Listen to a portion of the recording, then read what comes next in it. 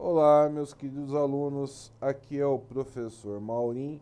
Eu queria passar para vocês um treinamento sobre a história dos sistemas gerenciadores de banco de dados, como eles cresceram, como eles ficaram e uma breve introdução sobre o SQLite, tá bom? O objetivo da aula hoje é essa. Então, quando surgiu os computadores, lá na década de 60, você começou a criar aplicações que guardavam informações. Essas aplicações, à medida que elas foram crescendo, foi se guardando cada vez mais informações. E, e aí, o que acontecia com a aplicação? Grande parte do esforço dela era gasto para gerenciar essas informações. Ou seja, você gastava muito tempo para implementar sistemas para controlar essas informações. E aí você, naturalmente, quando foi crescendo o volume de dados que você foi armazenando nessas aplicações, surgiu a necessidade mais do que natural de criar aplicações específicas para armazenar esses dados.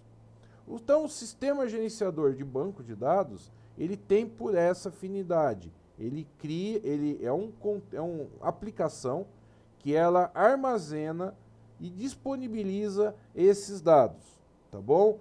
Que você vai consumir em outra aplicação.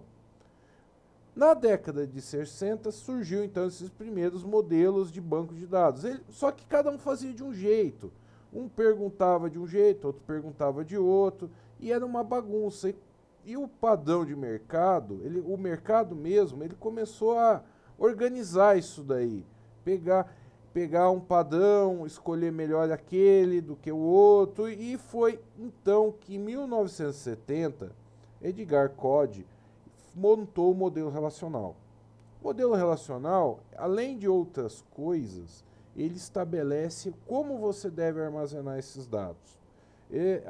Enfim, falando brevemente sobre isso, para não entrar muito no detalhe, porque isso é uma aula sozinha, o modelo relacional ela estabelece normas para você montar, armazenar seus dados e como você deve modelar esses dados, ou seja, como eu tenho que, de qual maneira eu preciso para formar esses dados, colocar ele de um jeito ou de outro, para que ele fique estruturado de maneira organizada. Porque imagina que eu posso colocar vamos falar de maneira bem simples. Imagina que eu vou fazer um cadastro de uma pessoa. A pessoa tem o endereço onde ela mora. Então, o simples fato de eu separar o cadastro da pessoa e o cadastro do endereço daquela pessoa em duas entidades separadas, já estou fazendo um modelo de organização, um modelo de relacionamento.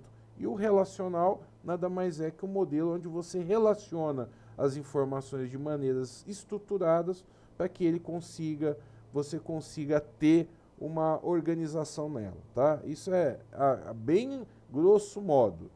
Aí quando você começou a ter essa padronização, surgiu-se a necessidade de padronizar também a forma que você questiona essas informações nesses bancos. É onde surgiu o SQL. O SQL foi um padrão de linguagem. Por que linguagem? Porque é uma forma de comunicação entre você e o computador. Então é uma linguagem, tá? Que ela facilitava a comunicação e ela por ser muito simples, né? Nós vamos ver que ela é muito simples. Você tem uma facilidade muito grande de acessar essas informações. E caiu no gosto da indústria. A indústria de sistemas gerenciadores de banco de dados gostou do padrão, os programadores gostaram desse padrão e ela meio que se tornou um padrão obrigatório para todos os bancos de dados, tá? E aí começou o crescimento desses sistemas, tá bom? Então, qual que é a vantagem no sistema? Primeiro, a organização dos dados, né? Onde você consegue pegar as informações, jogar em ela de maneira estruturada, que você consiga facilmente pegar essa informação. A segurança, ela fica restrita ou protegida apenas àquelas pessoas que realmente precisam acessar ou aplicações que realmente precisam. E escalabilidade. O que é escalabilidade? É a capacidade que você tem de escalar, subir, né? Eu vou escalar uma montanha, eu vou subir a montanha. Ou seja, num sistema de aplicação, escalar quer dizer tem uma aplicação pequena, eu transformo numa média, depois eu transformo numa grande. Isso significa que eu posso aumentar a capacidade do meu banco, aumentar o número de servidores, e tudo isso de maneira que eu consiga fazer de maneira ordenada, sem precisar fazer grandes mudanças no meu sistema. E os sistemas gerenciadores hoje, eles fazem tudo isso, tá? Eles são seguros, eles são organizados e têm uma grande capacidade de aumentar dependendo do volume de dados que você vai ter. É lógico que isso custa dinheiro e hoje tem grandes data centers que vivem disso daí, tá bom? Entre os principais, a gente pode falar do MySQL, que ele é um banco de dados que foi comprado pela Oracle, o próprio Oracle, né, que são dois bancos muito grandes, proprietários. O SQL Server, que é da Microsoft, ele é muito poderoso também, muito usado na indústria. O Postgre, que está ganhando uma relevância fantástica no mercado, pelo fato dele ser confiável e ele ser aberto e gratuito. Então, ele tem ganho muito destaque no mercado. E o SQLite? O SQLite, ele tem uma vantagem com relação aos outros. Ele é muito leve. Ele tirou praticamente tudo que não era importante ou não era necessário, estritamente necessário para esse banco de dados. Então ele roda em celular, ele roda em tablet, ele roda em computador e ele é muito fácil de instalar, é muito fácil de usar, tá? Aqui nós vamos ver um pouquinho sobre o SQLite, o SQL, perdão. Na verdade nós temos nós podemos condensar 4 verbos aí, que são o verbo select, que é o selecionar, né? Que ele consulta o dado. Então toda vez que você usar select, asterisco quer dizer qualquer coisa. Na tabela alunos, ele vai mostrar tudo que tem na tabela de alunos. Tá? Insert é para inserir dados, ou seja, eu vou colocar algum registro de um aluno dentro dessa tabela. Então, insert into alunos, nome e idade, João, 16 anos, tá bom? Então, eu estou colocando os campos aqui e estou jogando os valores para esses campos. Atualizar o dado, ou seja, eu vou mudar a idade desse cara. Update, o verbo update faz a atualização da tabela que vem do lado, alunos. E eu só posso fazer um update por vez, tá?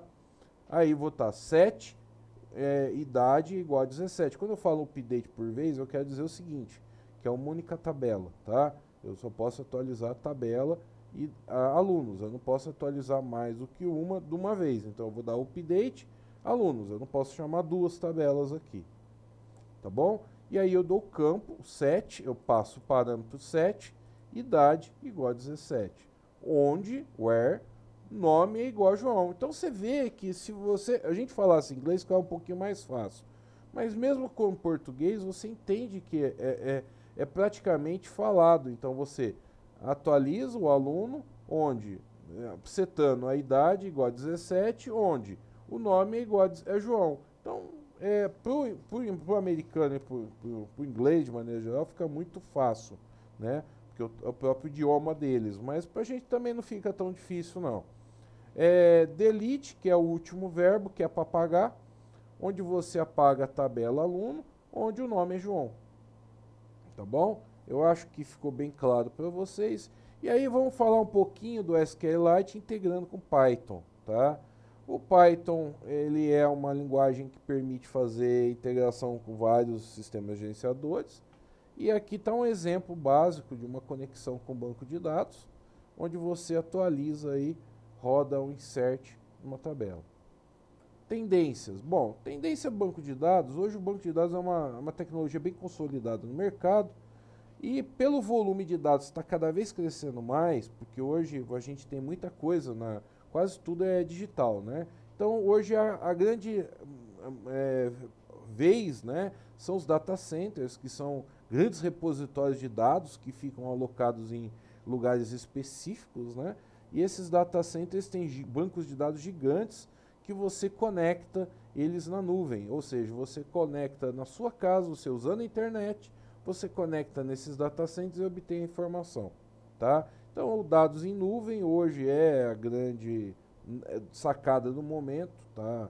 Ele garante várias vantagens em relação ao sistema local ou servidor local, a escalabilidade, dinamismo, né? Permitir acesso remoto. E o banco de dados distribuído. O que é distribuído? O que significa isso? Eu posso ter bancos de dados, minha informação, ela pode estar compartimentada, ou seja, eu posso ter pedaço aqui no Brasil, outro pedaço na Inglaterra, outro pedaço na Alemanha, e eu distribuir essa informação para que garanta que se de repente eu precisar, por exemplo, cair um meteoro e romper, por exemplo, um link de fibra, aquela região que está sem comunicação com o resto do planeta, ela consiga trabalhar mesmo sem acesso aos outros pedaços. Por quê? A parte dos dados ou todos os dados ficam disponibilizados para ela em um data center específico perto da região dela. Então a distribuição de dados ela garante uma certa disponibilidade ou uma gestão sobre falhas. Então a grande vantagem do banco de dados distribuído é isso. E hoje os data centers, todos eles trabalham nesse conceito, tá? Integração com IoT. IoT, na verdade, para quem não sabe, é a internet das coisas, é a internet para os equipamentos. Então, até nos meados da década passada, a internet era para as pessoas. Agora, muitos equipamentos acessam, por exemplo, semáforo, lixeira, carros, têm acesso à internet para uso próprio, ou seja, o carro guia sozinho, né? O semáforo é controlado pela internet, você tem informações que você consegue gerenciar tráfego. Então, a integração com a internet das coisas é uma coisa que está crescendo muito. Inteligência artificial é a paradinha da moda hoje, né? É o que todo mundo fala. E a inteligência artificial, ela necessita de muita informação para ser treinada. Quando você treina uma rede neural, quer dizer o seguinte, você monta uma rede, ela não sabe nada, ela precisa aprender. Então você usa a informação que você tem num banco de dados para conseguir treinar essa rede para ela aprender a fazer alguma coisa. E a informação que ela usa para treinar é a informação que você tem no seu sistema, é as informações que você tem no seu banco de dados, tá bom? Ela é base para fazer isso. E as informações não estruturadas. Informações não estruturadas são todas as informações que elas não têm um padrão pré-definido. Por exemplo, vamos tentar. Existem, por exemplo, algumas informações de vídeo, informações de áudio, são informações que você desnormaliza elas, você perde a norma, você muda a maneira de colocar ela, para você conseguir treinar uma rede. E hoje em dia se usa muito isso. E tem, por exemplo, o NoSQL, que é um banco não estruturado, não relacional, para você que ele está crescendo para um nicho específico de aplicação, tá? Justamente para treinar redes em padrões, por exemplo, que não são muito usuais, né? Que aí você não consegue fazer isso no banco estruturado. Mas 99% das coisas numa aplicação normal usa banco estruturado. Então o NoSQL você usa realmente para treinamento de inteligência artificial. Concluindo aqui o nosso treinamento, tá? Nós podemos dizer que os sistemas gerenciadores de banco de dados utilizam-se hoje da linguagem SQL e a aplicação Python dá para desenvolver usando o SQLite. Nós vamos ver isso durante as próximas aulas, tá bom? Eu espero que vocês tenham gostado desse treinamento. Eu torço para que vocês vejam nos próximos vídeos aí mais informações e eu desejo boa sorte para todos. Muito obrigado.